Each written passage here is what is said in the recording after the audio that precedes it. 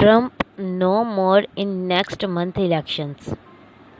دنیا کے سب سے بڑے ماہر فلکیات ستارہ شناس کا دعویٰ، وہ کون اور مزید کیا کہا، جانیے نصرت جاوید کے اس کالم میں۔ نصرت جاوید لکھتے ہیں کہ گھر میں فارغ بیٹھا میں گزشتہ چند ہفتوں سے کئی گھنٹے یوٹیوب کے ذریعے نجومیوں کے خیالات سننے میں خرچ کرنا شروع ہو گیا تھا۔ اس زمن میں میرا پسندیدہ نجومی اسٹیو جارڈ نے ثابت کر دیا کہ اسکرین پر اس کی صورت بہت کرشماتی نظر آتی ہے۔ خالص برطانوی انگریزی پر اس کی کمانڈ میرا دل موہ لیتی ہے۔ 30 ستمبر 2020 کو برطانوی وقت کے مطابق دن کے 11 بجے اس نے ایک ویڈیو ریکارڈ کیا۔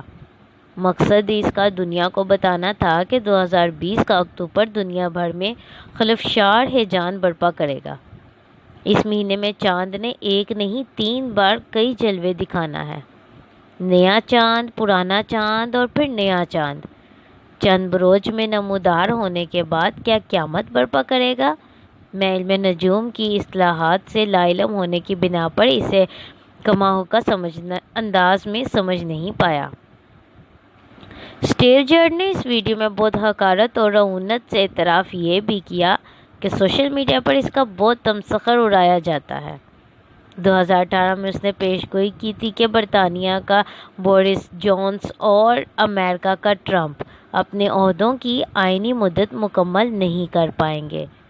برطانوی وزیر اعظم کو اپنا منصب سنبھالے اگرچہ 1 سال بھی نہیں ہوا امریکی صدر ٹرمپ لیکن وائٹ ہاؤس میں اپنے 4 سال مکمل کرنے والا ہے۔ 3 نومبر 2020 کے دن بلکہ مزید 4 سال حاصل کرنے کی تیاریاں کر رہا ہے۔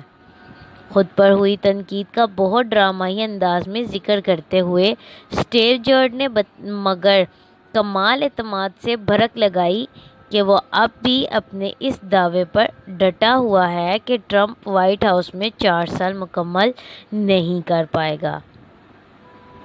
کئی ستاروں کا ذکر کرتے ہوئے وہ اصرار کرتا رہا کہ امریکی صدر کو اپنی صحت کے حوالے سے ناگہانی صورتحال کا سامنا درپیش ہوگا۔ آپس کی بات ہے کہ مجھے اس کی رعونت بھرے اعتماد نے غصہ دلایا۔ اپنی یہ سوچ قطعی درست محسوس ہوئی کہ نجومی بے بنیاد یاوگوئی میں مصروف رہتے ہیں۔ گزشتہ جمعے کے دن مگر خبر آ گئی کہ ٹرمپ کورونا کی زد میں آ گیا ہے۔ وائٹ ہاؤس سے خصوصی طیارہ اسے ہسپتال منتقل کر دیا گیا ہے، یعنی خصوصی طیارے کے ذریعے انہیں ہسپتال منتقل کر دیا گیا ہے۔ امریکہ ہی نہیں دنیا بھر میں لوگ پریشانی سے ٹیوے لگا رہے ہیں کہ وہ جانبر ہو پائے گا یا نہیں۔ امریکی تاریخ میں آندھی آئے یا طوفان، صدارتی انتخابات ہمیشہ نومبر کے پہلے منگل کے روز منعقد ہوتے رہے ہیں۔ سوال اٹھ رہا ہے کہ برسوں سے قائم یہ روایت اب برقرار رہ پائے گی یا نہیں۔